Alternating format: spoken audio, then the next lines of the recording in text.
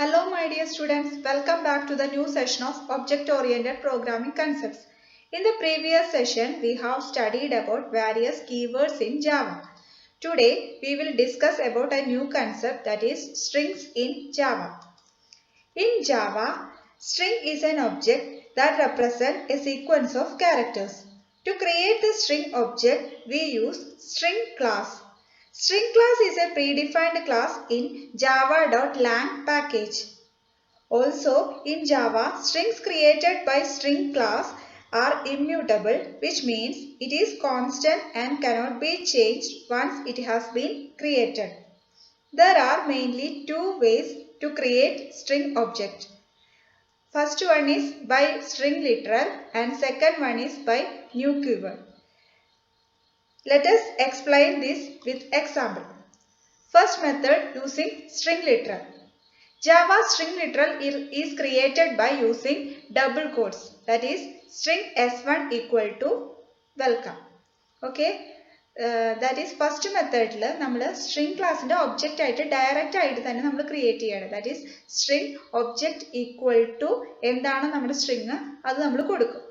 Each time you create a string literal, the JVM checks the string constant pool first. If the string already exists in the pool, a reference to the pooled instance is returned.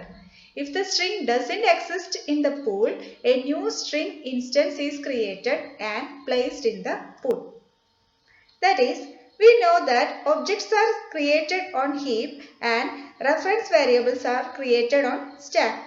String pool is a memory area on heap where distinct string objects are created. ഇവിടെ string s1 equal to welcome എന്ന് പറഞ്ഞിട്ട് ആദ്യത്തെ ഒരു string create ചെയ്യുന്ന സമയത്ത് ആദ്യം string പൂളിൽ ഒരു സ്ട്രിംഗ് പൂൾ ഉണ്ട്. സ്ട്രിംഗ് പൂളിൽ ചെക്ക് ചെയ്യും വെൽക്കം എന്ന് പറയുന്ന ഒരു സ്ട്രിംഗ് വാല്യൂ ഓൾറെഡി അതിൽ പ്രസന്റ് ആണോ എന്ന്. ഇവിടെ ആദ്യമായിട്ട് ക്രിയേറ്റ് ചെയ്യുന്ന സമയത്ത് അവിടെ സ്ട്രിംഗ് വാല്യൂ പ്രസന്റ് ആയിരിക്കില്ല. സോ അതുകൊണ്ട് തന്നെ വെൽക്കം എന്ന് പറയുന്ന ഒരു ഒബ്ജക്റ്റ് സ്ട്രിംഗ് പൂളിൽ ക്രിയേറ്റ് ചെയ്യും. Then its reference is return to s1. Again we create string s2 equal to welcome. Then again it checks whether the value is present in the string pool. String pool ആ welcome എന്ന് പറഞ്ഞ value present ആണെന്ന് നോക്കും.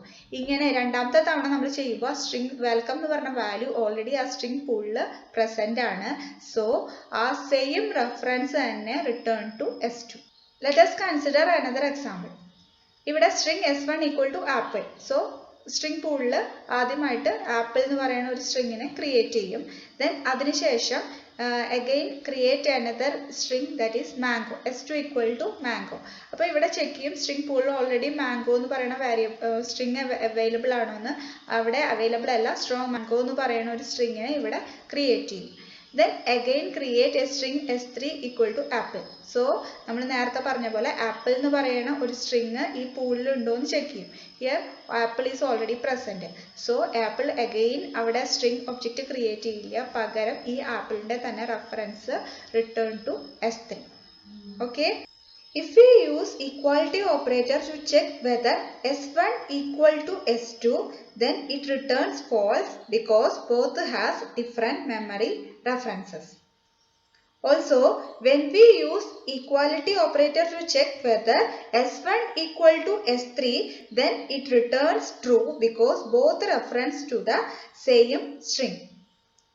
Okay, so that is the first way to create the string object. Then we move to next method, that is by using new keyword.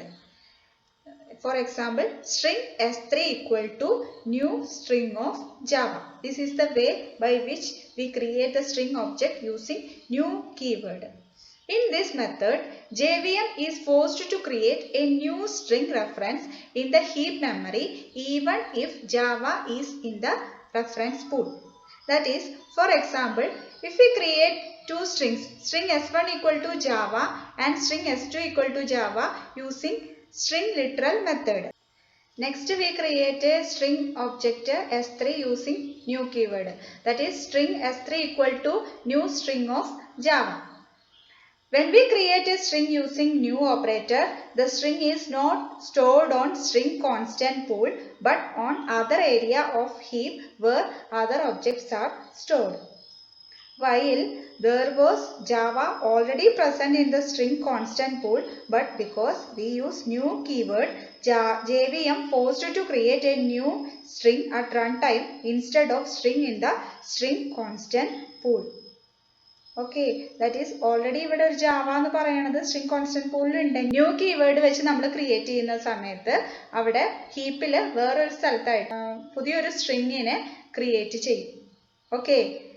When we compare S1 equal to S2, it returns true because both are reference the same string.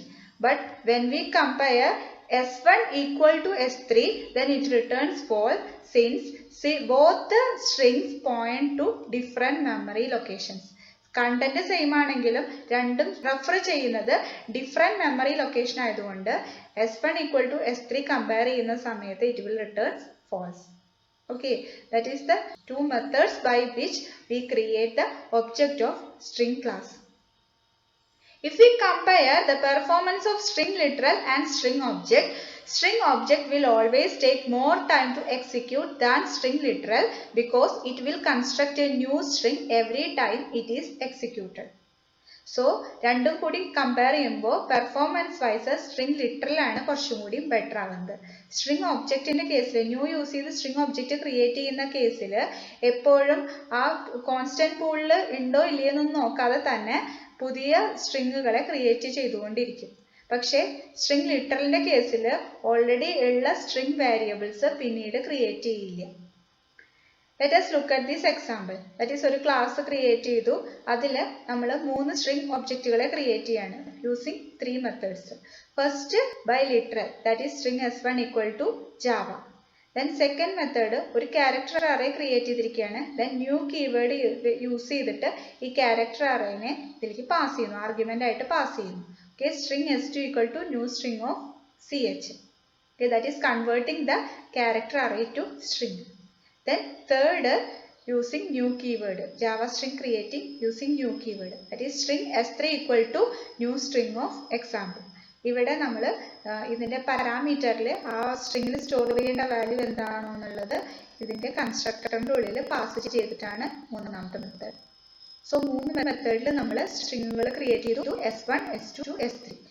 When we print the system.out.println s1, s2, s3, we will get the output type, that is Java, strings and example. Okay. In Java, string is an immutable object, which means it is constant and cannot be changed once it has been created. That is, നമ്മൾ string class use ചെയ്തിട്ട് ഒബ്ജക്റ്റുകൾ create ചെയ്യുമ്പോൾ ഈ ഒബ്ജക്റ്റുകളെല്ലാം immutable ആണ്. That is ഒരിക്കൽ ഈ object create ചെയ്ത് കഴിഞ്ഞാൽ നമുക്ക് അതിനെ ചേഞ്ച് ചെയ്യാനായിട്ട് അതിൻ്റെ സൈസ് കൂട്ടാനോ അതിൻ്റെ ക്യാരക്ടേഴ്സിനെ എഡിറ്റ് ചെയ്യാനോ ഒന്നും നമുക്ക് പറ്റില്ല. അതാണ് ജാവ സ്ട്രിംഗ് ക്ലാസിൻ്റെ പ്രത്യേകത. Let us now look at some of the inbuilt methods of string class. First, length method. Okay, length method is used to return the number of characters contained in the string object. Consider this example. That is, ഒരു stringനെ നമ്മൾ create ചെയ്തു, palindrome എന്ന നെയിമുള്ള ഒരു stringനെ create ചെയ്തു.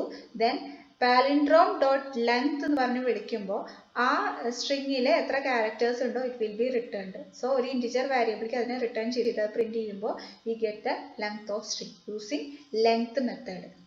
Okay, then next method is concatenation of strings. The string class includes a method for concatenating two strings, which is concat method. String1 dot concat of string2. This returns a new string, that is string1 with string2 added to it at the end. That is, നമ്മൾ നേരത്തെ പറഞ്ഞ പോലെ string class വെച്ച് നമ്മൾ create ചെയ്യുന്ന സമയത്ത് ആ സ്ട്രിങ്ങുകളെല്ലാം immutable ആണ്. നമുക്ക് ഒരിക്കലും അതിലേക്ക് പുതിയത് ആഡ് ചെയ്യാനോ അതിനെ ചേഞ്ച് ചെയ്യാനോ പറ്റില്ല. So string1 dot concat of string2 എന്ന് പറഞ്ഞു വിളിക്കുന്ന സമയത്ത് ഈ രണ്ട് സ്ട്രിങ്ങും കൂടി അപ്പൻഡ് ചെയ്തിട്ട് അല്ലെങ്കിൽ കോൺകാറ്റിനേറ്റ് ചെയ്തിട്ട് പുതിയൊരു സ്ട്രിങ് ആണ് ക്രിയേറ്റ് ചെയ്യുന്നത്.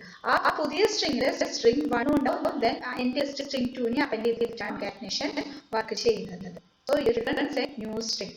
ഇവിടെ ഇവിടെ സ്ട്രിംഗ് ഒബ്ജക്റ്റ് ഡയറക്റ്റ് ആയിട്ട് ലിറ്ററലി യൂസ് ചെയ്തിട്ട് നമുക്ക് കോൺകാറ്റ് വർക്ക് ചെയ്യാം ലൈക്ക് ദിസ്.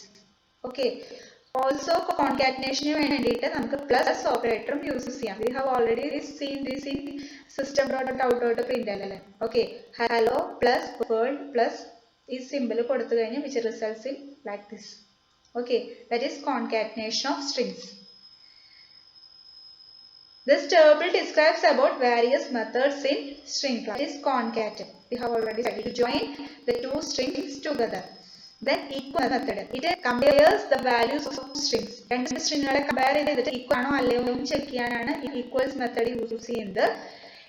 കമ്പയർ ചെയ്തിട്ട് ഈക്വൽ ആണെങ്കിൽ it returns true and otherwise it returns false. That is Boolean value ആണ് ഇത് റിട്ടേൺ ചെയ്യുന്നത്.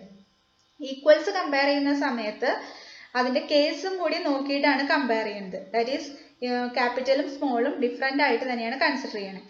We have another method equals ignore case.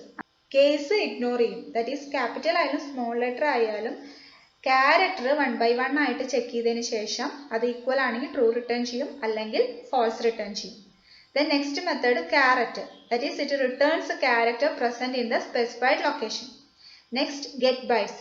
It converts the string to array of bytes. Next index of. It returns the position of specified character in the string. Then length. We have already studied. Then replace. Replace the specified old character with the new character. Okay. Then substring. Returns a substring for given begin index and end index. Next split. To break the string into array of strings. Next to lowercase. It converts the string to lowercase. Next to uppercase. That is used to convert the string to uppercase. Next value of. It returns the string representation of the specified data.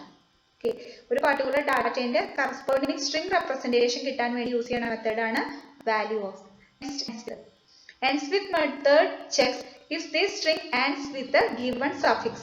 If it returns with a given suffix, it will return true, else return false. Next is empty. It checks if the string is empty or not. This also returns true or false. Okay, these are string methods. Here is some example to explain the methods. First example is to compare two strings in Java. That is, നമ്മൾ 3 strings ആണ് create ചെയ്യുന്നത്. Java programming and third one is Python programming. To compare, we use the method equals. First dot equals of second. So first എന്ന് പറയുന്ന സ്ട്രിങ്ങിനെയും അതുപോലെ second എന്ന് പറയുന്ന സ്ട്രിങ്ങും രണ്ടും കൂടി കമ്പയർ ചെയ്യും. കമ്പയർ ചെയ്യുന്ന സമയത്ത് ഇത് രണ്ടും ഈക്വൽ ആണെങ്കിൽ it will returns true, otherwise it returns false. Then it will stored on variable result 1. ഇവിടുത്തെ കേസിൽ ഫസ്റ്റും സെക്കൻഡും ട്രൂ ആണ്. സോ പ്രിന്റ് ചെയ്യുന്ന സമയത്ത് we get the true in result 1. Again first equals third compare ചെയ്യുന്ന സമയത്ത് ഫസ്റ്റും തേർഡ് സ്ട്രിങ്ങും രണ്ടും ഡിഫറെന്റ് ആണ്. So it returns false. Okay, next example to get characters from a string. Here I am creating a string greet with hello world. Okay, then char at 3. Third position la character kittan vendi we use the method char at of 3. So we got L. Okay, then char at 7. We use the method char at 7. So we get W. That is caret method in Java. നമ്മൾ already പറഞ്ഞു string ക്ലാസിന്റെ ഒരു പ്രത്യേകത, string class common ആയിട്ട് use ചെയ്യുന്നുണ്ടെങ്കിലും string class വെച്ച് നമ്മൾ create ചെയ്യുന്ന ഒരു സ്ട്രിംഗ് പറയുന്നത് ഇമ്മ്യൂട്ടബിൾ ആണ്. ദാറ്റ് ഈസ് സ്ട്രിംഗ് നമ്മൾ ക്രിയേറ്റ് ചെയ്തതിന് ശേഷം അതിനെ നമുക്ക് ചേഞ്ച് ചെയ്യാനായിട്ട് പറ്റില്ല. അപ്പോൾ ഇത് കുറെ നമ്മൾ എന്ത് ചേഞ്ച് വരുത്തുന്നുണ്ടെങ്കിലും സ്ട്രിംഗ് ക്ലാസ് വെച്ചിട്ട് നമ്മളൊരു സ്ട്രിങ്ങിനെ ക്രിയേറ്റ് ചെയ്തതിന് ശേഷം നമ്മൾ അതിലേക്ക് ചേഞ്ച് വരുത്തുന്ന സമയത്ത് ആ ഒരു പർട്ടിക്കുലർ സ്ട്രിങ്ങിൽ യാതൊരു ചേഞ്ചും വരില്ല. നമ്മൾ കോൺകാറ്റിനേഷൻ ചെയ്യുന്ന സമയത്ത് അവിടെ ഒരു പുതിയ സ്ട്രിംഗ് ആണ് ക്രിയേറ്റ് ചെയ്യുന്നത്. അപ്പോൾ string class manipulates resource consuming. That is ഒരുപാട്, അതായത് 2 സ്ട്രിങ്ങുകളെ കോൺകാറ്റിനേറ്റ് ചെയ്യുമ്പോഴൊക്കെ അവിടെ പുതിയൊരു സ്ട്രിംഗ് ക്രിയേറ്റ് ചെയ്യാണ്. സോ അവിടെ റിസോഴ്സിന്റെ കൺസ്യൂമേഷൻ കൂടുതലാണ്. അതുകൊണ്ട് തന്നെ ഈ ഒരു ഇമ്മ്യൂട്ടബിൾ എന്ന് പറയുന്ന സ്ട്രിംഗ് ക്ലാസിന്റെ disadvantage ഒഴിവാക്കാനായിട്ട് Java provides other 2 classes that are string buffer and string builder class. First we have to look at string buffer class. String buffer is a peer class of string that provides much of the functionality of strings. String represents fixed length immutable character sequences, while string buffer represents growable and writable character sequences. The methods that are available in the string buffer class make it possible to insert a substring in the middle or append a substring at the end of an object of the string buffer class. The size of the string buffer object will be automatically increased so as to make room for such insertions and additions. The append method enables you to add a new string to the end of existing string stored in the string buffer object. That is string class ന് വിപരീതമായിട്ട് string buffer class വെച്ചിട്ട് നമ്മൾ ഒരു ഒബ്ജക്റ്റിനെ create ചെയ്യുകയാണെങ്കിൽ നമുക്ക് ആ ഒബ്ജക്റ്റിനെ edit ചെയ്യാനും അതിലേക്ക് പുതിയത് ആഡ് ചെയ്യാനും അപ്പൻഡ് ചെയ്യാനും ഇൻസേർട്ട് ചെയ്യാനും ഒക്കെ നമുക്ക് പോസിബിലിറ്റീസ് പ്രൊവൈഡ് ചെയ്ത് തരുന്നുണ്ട്. സ്ട്രിംഗ് ബഫർ ക്ലാസ് വെച്ചിട്ട് നമ്മൾ ഒരു ഒബ്ജക്റ്റിനെ ക്രിയേറ്റ് ചെയ്യാൻ സിന്റാക്സ് സെയിം ആ സ്ട്രിംഗ് ക്ലാസ് പോലെ തന്നെയാണ്. That is string buffer object equal to new string buffer of നമ്മുടെ ലിറ്ററൽ എന്താണോ അതിവിടെ കൊടുക്കും. Okay, every string buffer has two methods. നമ്മൾ ഓൾറെഡി append മെത്തേഡും ഇൻസേർട്ട് മെത്തേഡും ഒക്കെ ഓൾറെഡി സ്ട്രിംഗ് ബഫറിൽ ഉണ്ടെന്ന് പറഞ്ഞു. അത് കൂടാതെ അതിലെ സ്ട്രിംഗ് ബഫർ ക്ലാസ്സിലുള്ള രണ്ട് മെത്തേഡ്സ് ആണ് ലെങ്ത് ആൻഡ് കപ്പാസിറ്റി.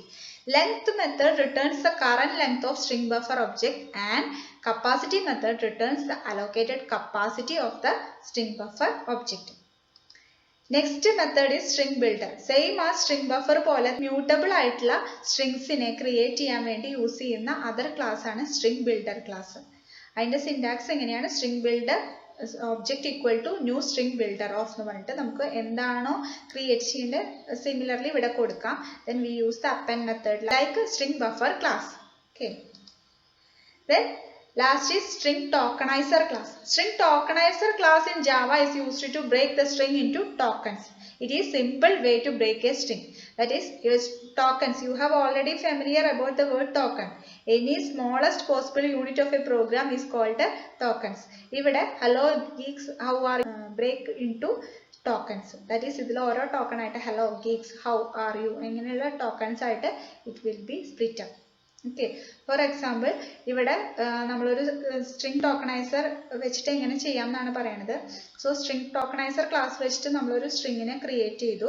അതിനുശേഷം നമ്മൾ has more token. It is a method available in string tokenizer class.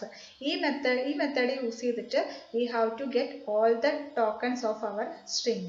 So ഇത് എക്സിക്യൂട്ട് ചെയ്ത് കഴിഞ്ഞാൽ we get the output like this. That is, my name is Khan. There are some other methods in string tokenizer class which includes has more tokens. We have already studied. Then next token returns the next token from the string tokenizer object. Then has more elements. Same method as has more tokens. Then next element same as has next token but its return type is object. Then count token. It returns the total number of tokens. These are the methods in string tokenizer class. So I am going to wind up today's session. Thank you.